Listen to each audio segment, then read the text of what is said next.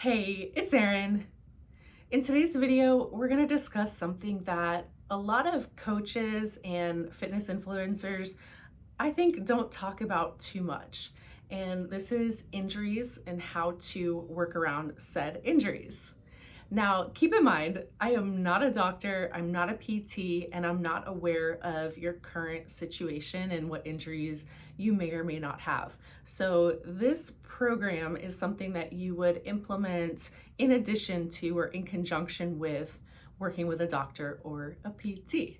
That being said, what I've come up with over the years, because I've had so many injuries, and I'll share with you some of them so you can see kind of what I went through. And typically whenever I would get injured, it would be days or weeks before a competition. So, we're talking crunch time when you absolutely have to have use of every muscle and it just doesn't happen. So that's worst case scenario. We'll go through that.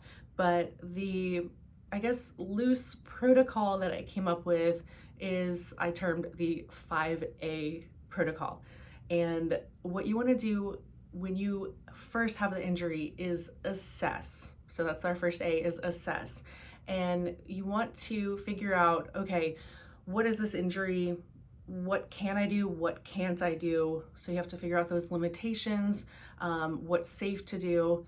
And from that point, then you will adapt and adjust. Those are our next two A's. Now, with the next two A's, I want you to think about modifying exercises if needed, modifying your goals. So for example, if it's a lower body injury and you're completely sidelined, you're not able to adjust by using machines or cables instead, you're not able to modify exercises at all, then I want you to think about modifying your goals. So perhaps you want to switch from trying to grow your glutes for a little while to trying to grow your shoulders or trying to grow your lats. So you're going to give yourself time to recover by adjusting your goals. And also keep in mind that during this time when you're recovering from an injury, if you're still able to lift, and that is any muscle group, if you're still able to lift, you're going to have a much better chance of retaining that hard-earned muscle. So any muscle group, go for it and keep your protein intake high. Next A, advance. So we want to think about new ways. We want to continue to come up with new ways to modify, to work around injuries, and to continue to get better. So for example, if you've got a hip impingement, but you want to grow your glutes, you may completely omit squatting exercises, which can just aggravate that impingement, and you may switch to hip thrusts, for example, or kickbacks, more isolation work, more band work. You may switch to doing a little bit more hinge work if that doesn't bother the impingement. So we're always looking for ways to advance, to get better in spite of whatever injuries we might be working around or working through. The last A, awareness. So you get to the point where you have recovered from that injury or you have become technically sound again. So you're able to function, you're able to continue to train, and workouts go on as normal. For a lot of injuries, you're still going to have a trigger movement. You're still going to have something that is going to inflame that old injury. And so having the awareness to work around is really key. And an example, we'll just start getting into injuries. An example is I wrecked my SI joint. I was doing Olympic hang cleans, and it wasn't during the exercise, it was after the exercise. I casually went, and it was 135 pounds, and I just went to pick it up and rack it.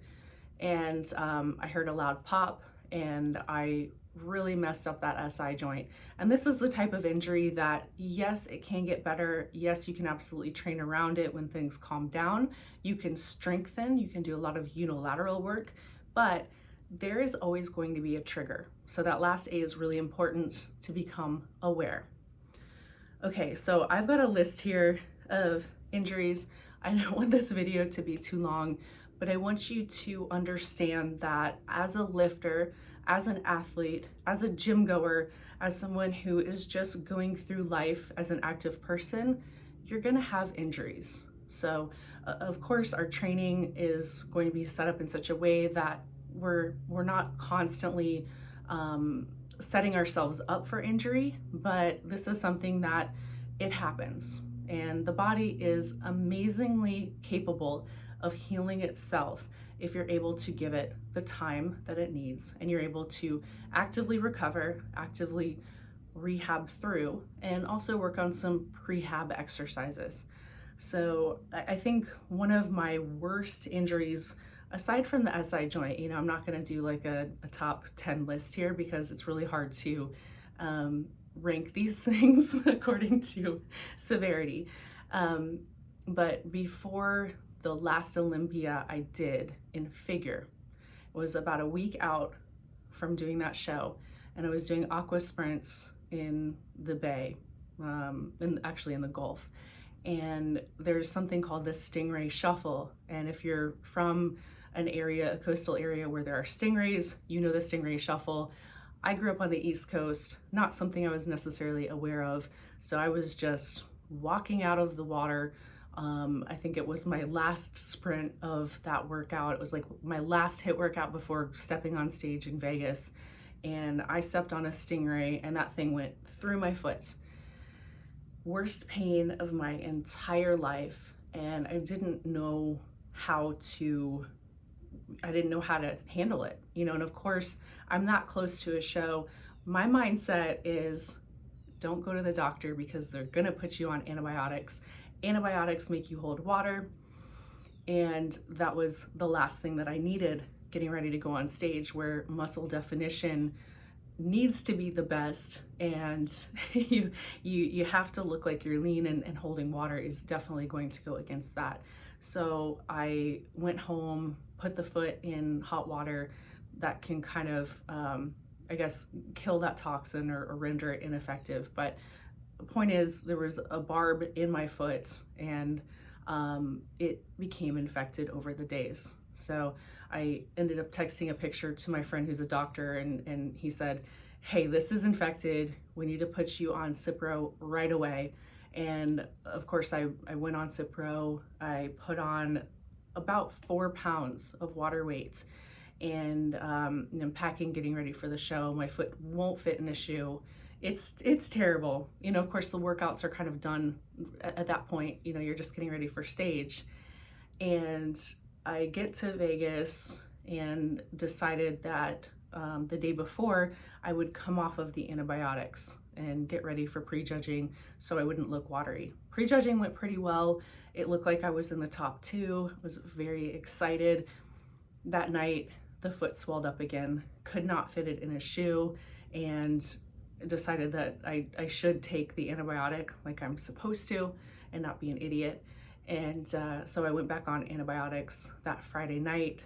Saturday morning, I woke up, looked like a completely different person. So that show, I ended up getting second place. I've actually never told this story publicly before. Not like it really matters, but there are so many things that can go on behind the scenes getting ready for a show. And the last thing I wanted was for that to be an excuse as to why I didn't look in tip-top shape. So I just never told anybody. So here we go. I think one of the worst, the second worst injury I had before a competition was a high ankle sprain that ended up being worse than a break. They wanted to put me in a cast. This was 3 weeks before the Arnold Classic, and I was used to sprinting, and I couldn't walk on it. I didn't know if I'd be able to walk across the stage. So I adapted, adjusted. I did intervals and HIIT on the bike, on the elliptical, and made sure that I could still train lower body with isolation movements on machines, and ended up going to that show and placing second. So who knows what would have happened if I was able to, really give it my all, training the way that I wanted to train, but was able to adjust and still make the top 2, which I ended up being very proud of.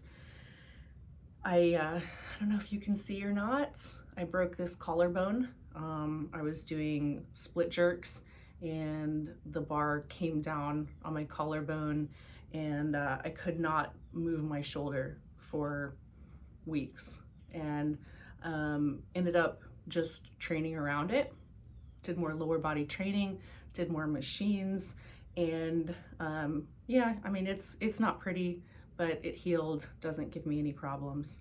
I separated the shoulder. When I separated the shoulder, I looked into exercises that I could do to strengthen the shoulder girdle. So, there's certain exercises obviously you can't do because you don't have stability. So pressing for a long time was really hard for me. But I managed to strengthen the shoulder girdle, and now, the two shoulders are fairly symmetric. I tore my calf before an Arnold Classic. It was about 10 days before the show. It was my last hit session, and I was doing resistance band sprints and heard it pop, looked down, incredibly painful, and I had a huge hole where the gastrocnemius had been. So, that I didn't know if I'd be able to walk on stage, and surprisingly was able to, but that was because I went non-weight bearing, immobilized it, followed directions as far as letting it heal, and it has come back, whatever is left of the gastroc, and is just as strong as it was before. So I think, and going back to the SI injury, I think we become really, really great at understanding our own bodies if we have to go through an injury. With the SI joint, if my form is off, my body will tell me. And so I strive towards maintaining proper form and working around exercises I know are going to trigger it. So hopefully that helps. I've got more on the list here, like a broken foot, actually 2 broken feet.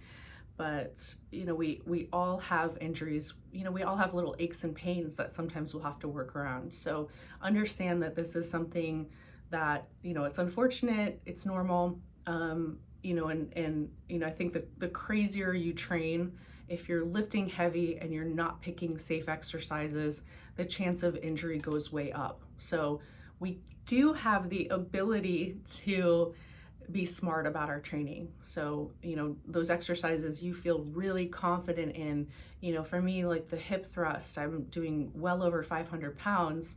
And if I fail on that exercise, the bar just comes back down.